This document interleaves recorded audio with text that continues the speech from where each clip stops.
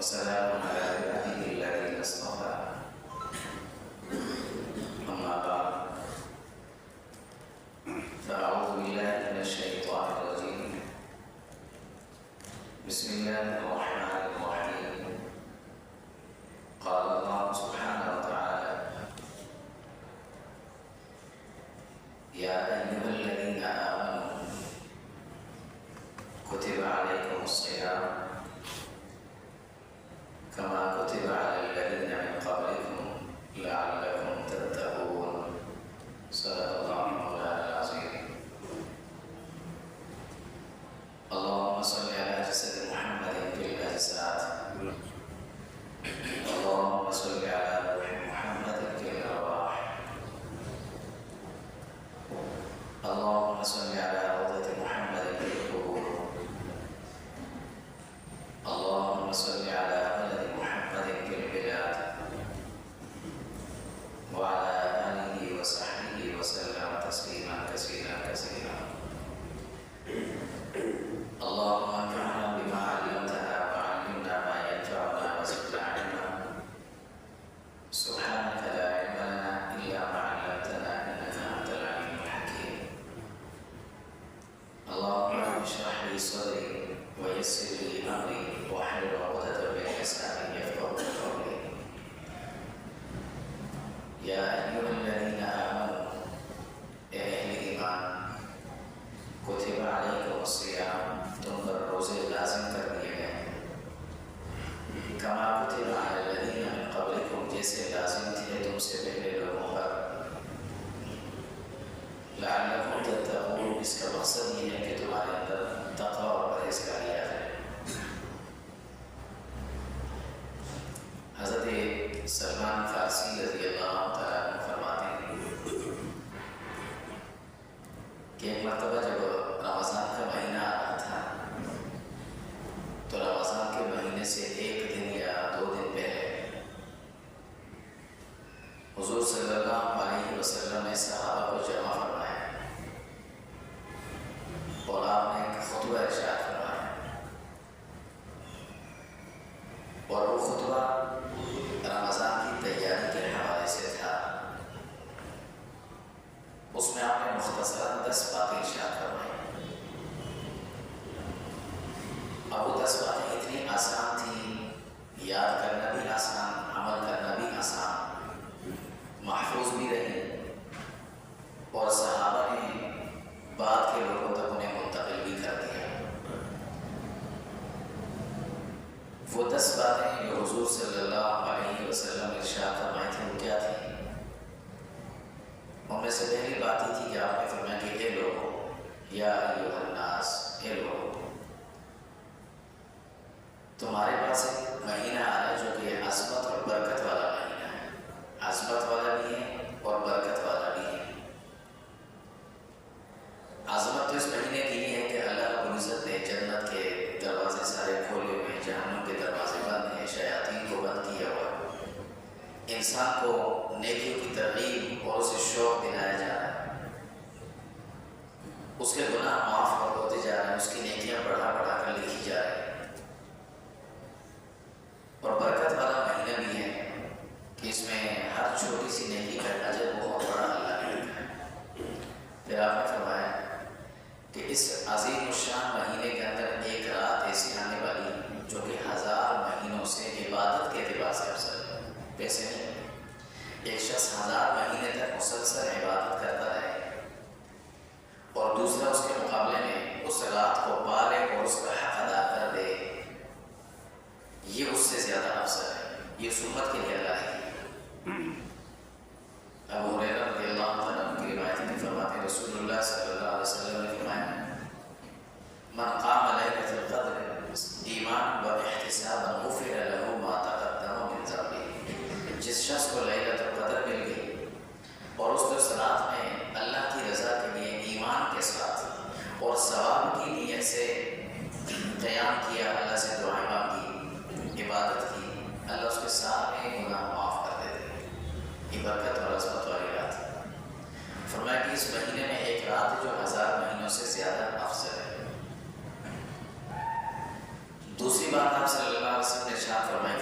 اس ماہ میں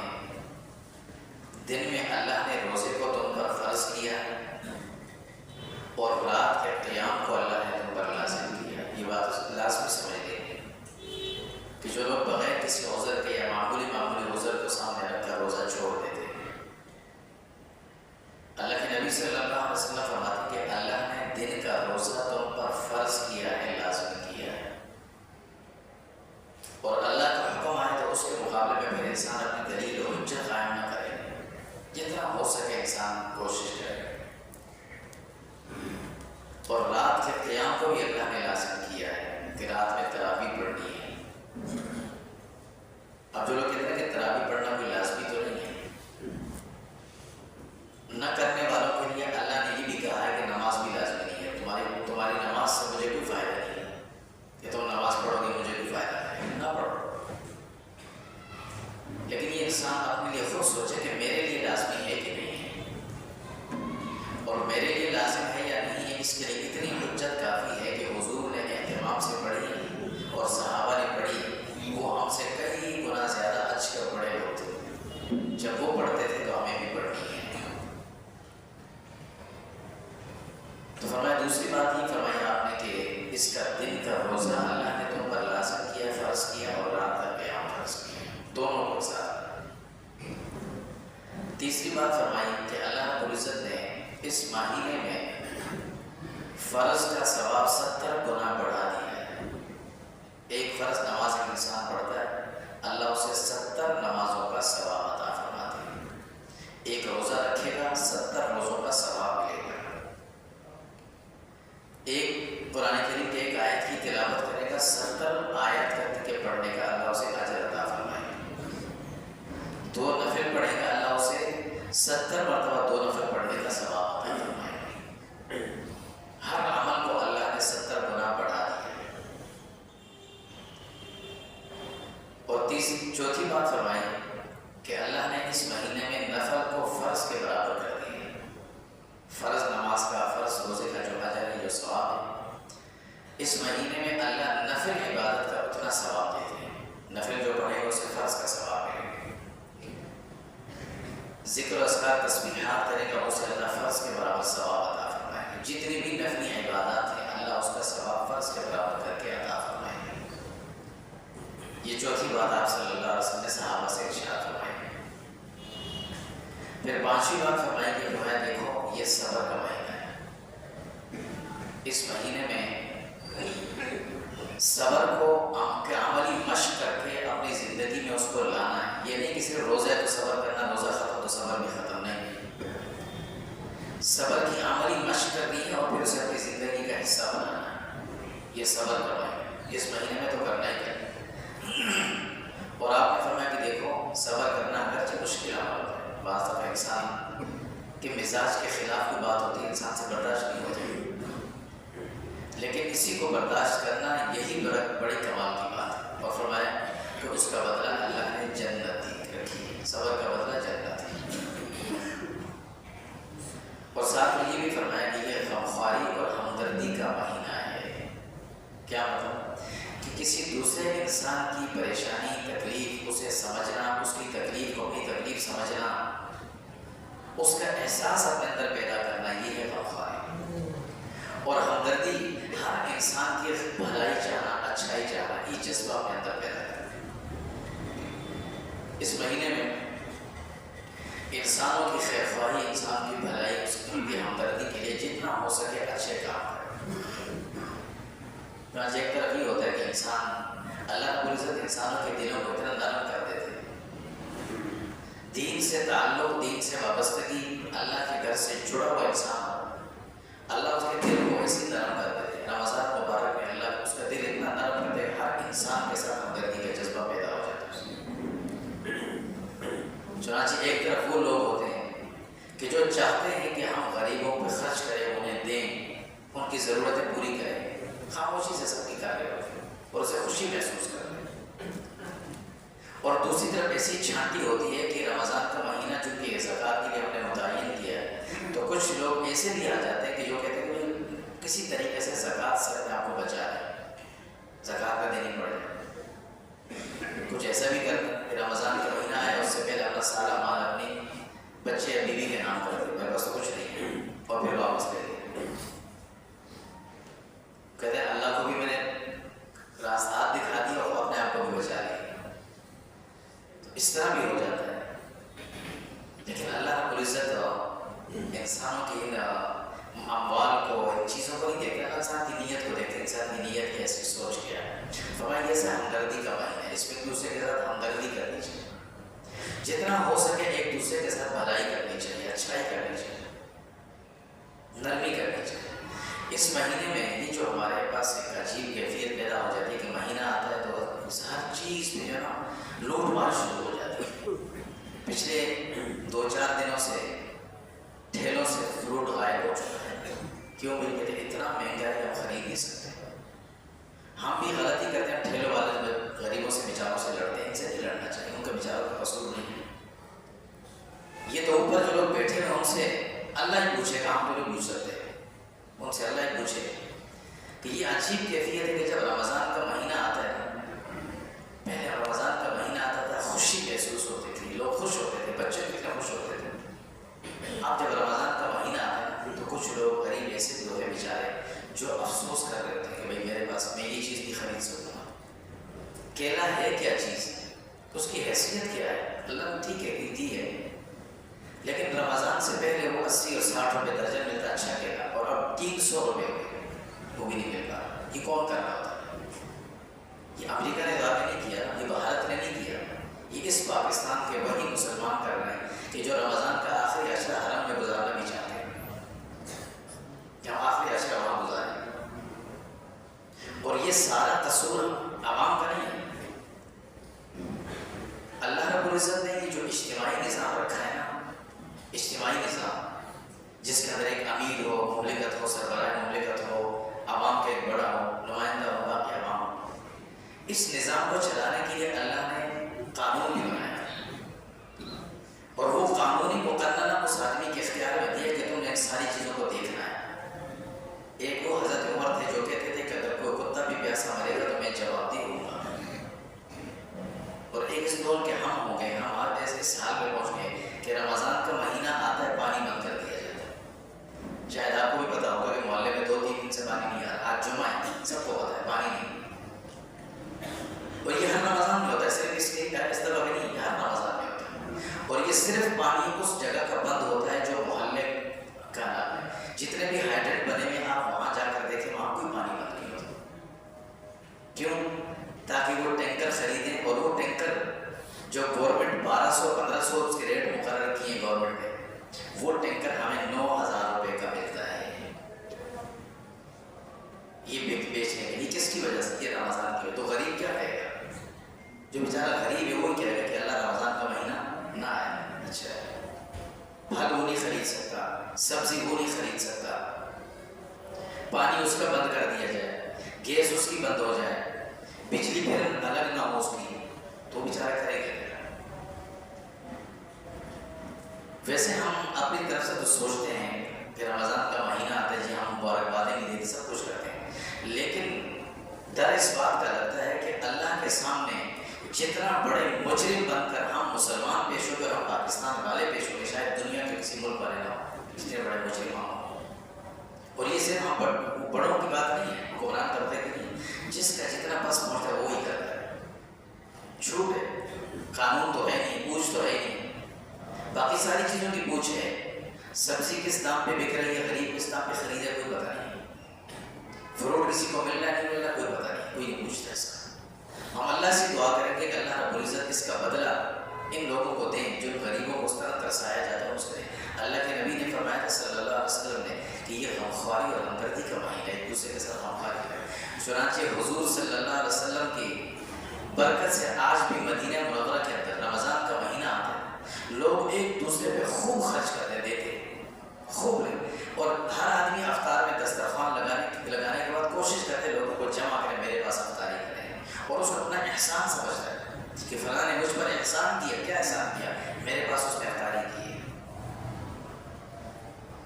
اللہ کے نبی صلی اللہ علیہ وسلم نے جو بات ارشاد فرمائی تھی رمضان سے پہلے وہ یہی تھی، تاکہ انسان کے اندر یہ جذبہ پیدا ہو، ایک دوسرے کا خیال رکھے۔ آپ صلی اللہ علیہ وسلم نے چھٹی بات ارشاد فرمایا کہ اس مہینے میں اللہ رب العزت مومن کے رزق میں برکت عطا فرماتے ہیں، اور یہ نظر آتا ہے سب۔ اس ماہ مبارک میں اللہ رب العزت ہر آدمی کو اتنا کھلاتے ہیں جتنا عام دنوں میں نہیں کھاتا، کھلاتے اللہ خود ہے۔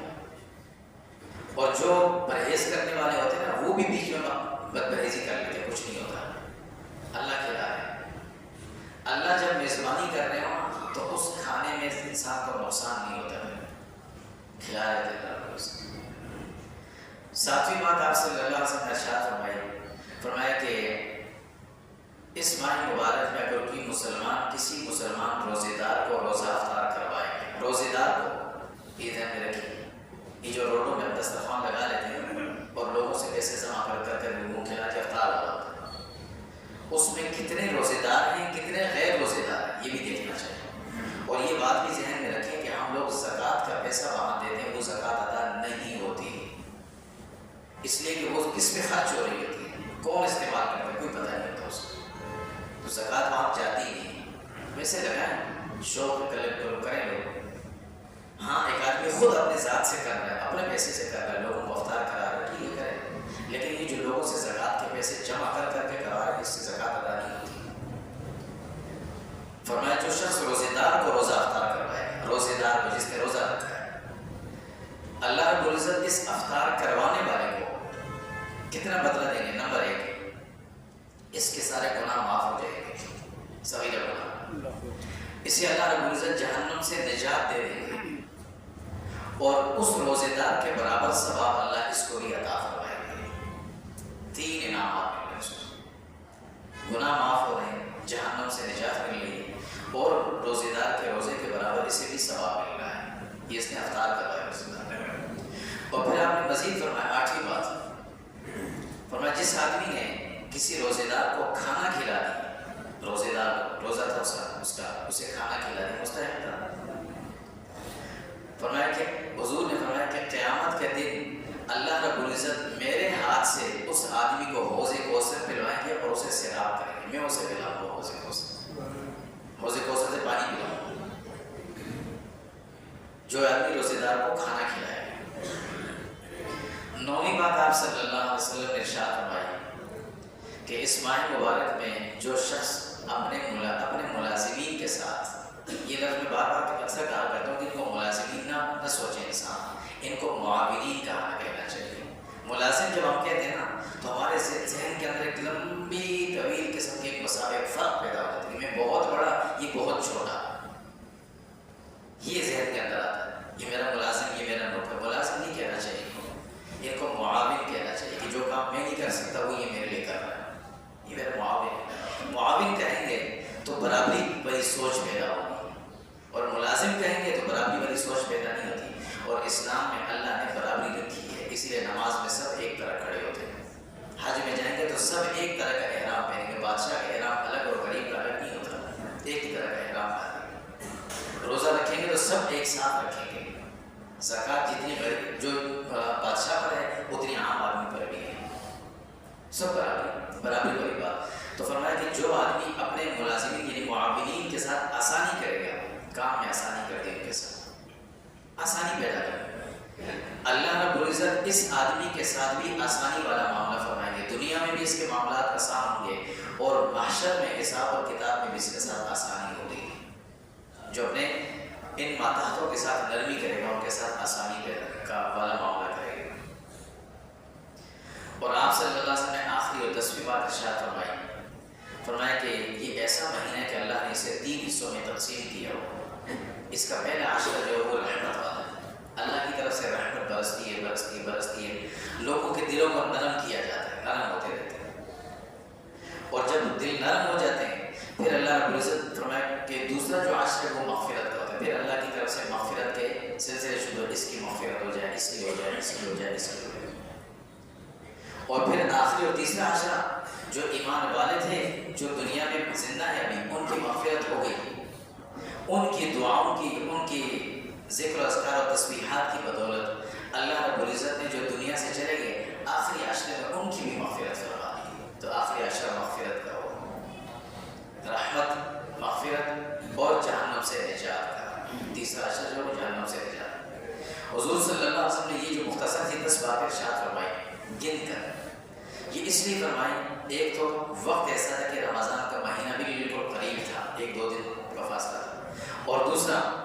آپ نے گنتی کر کے چند باتیں بتائی، اس طرح سے سمجھائیں، یاد کروائیں تاکہ سمجھنے میں، یاد کرنے میں اور عمل کرنے میں آسانی ہو۔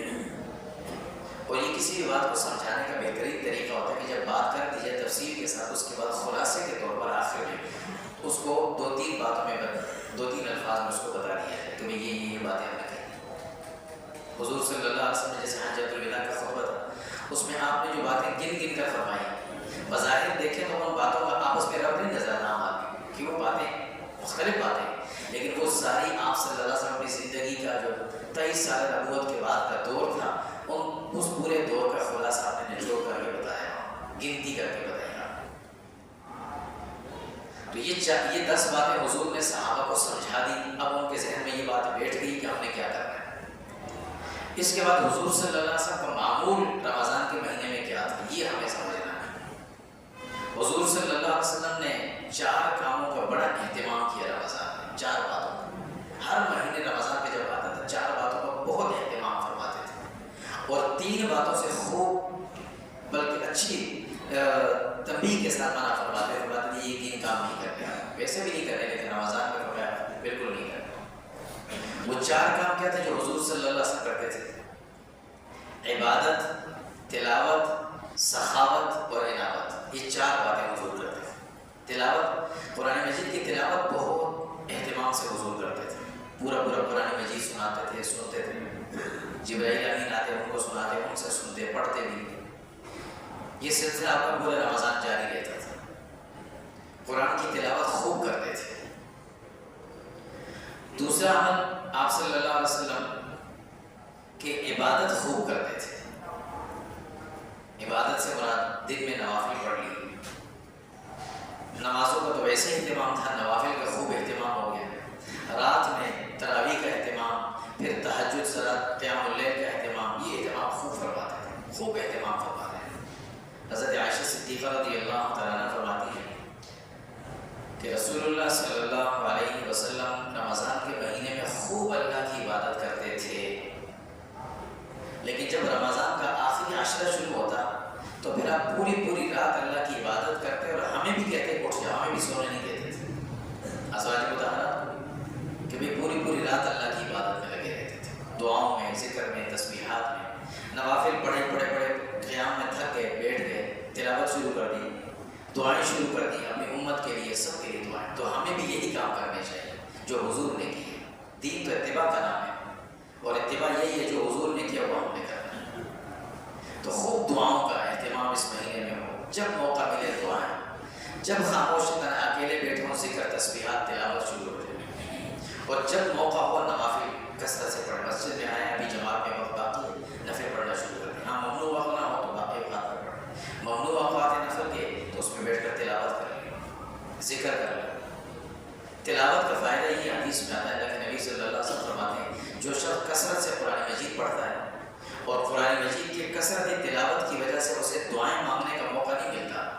تو ساری دنیا کے اندر جتنے مسلمان دعائیں مانگ رہے تھے، اللہ وہ سب دعائیں اس لیے خود قبول کر رہے تھے، کیونکہ اللہ کا کلام پڑھ رہا ہے، اس میں مصروف ہے۔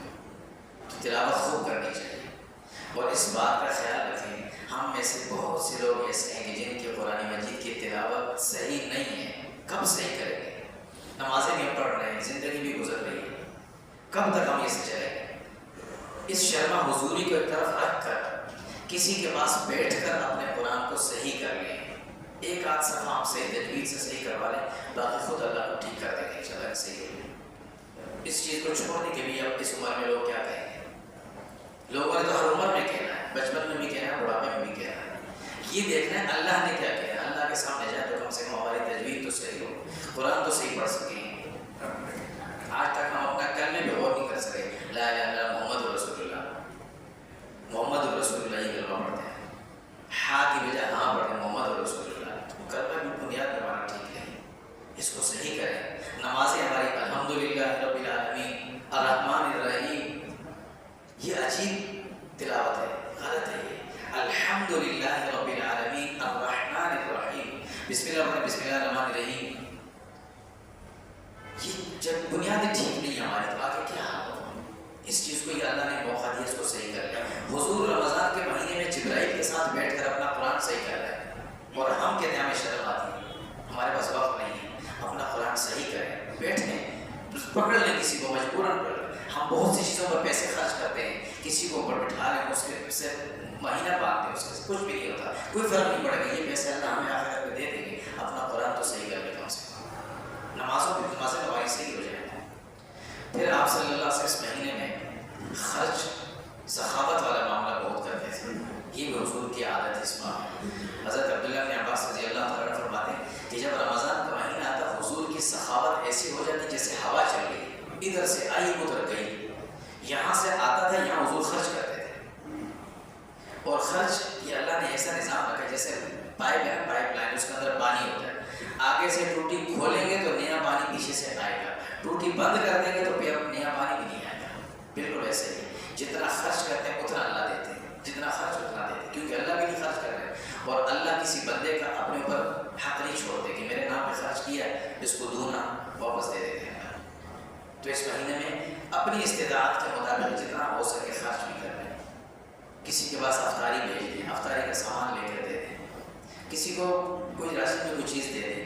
کسی کو نقد کوئی چیز دے دیں، کچھ دے دیں، کسی کی ضرورت ہوگی، بہت سے ایسے ضرورت مند ہوتے ہیں، سفید پوش جو اپنے ضرورت مندی کا اظہار نہیں کرتے، ہمیں چاہیے کہ ہم ان کی ضرورت کا خیال کر کے خود جا کر ان کو دے دیں، خاموشی سے جا کر دے دیں،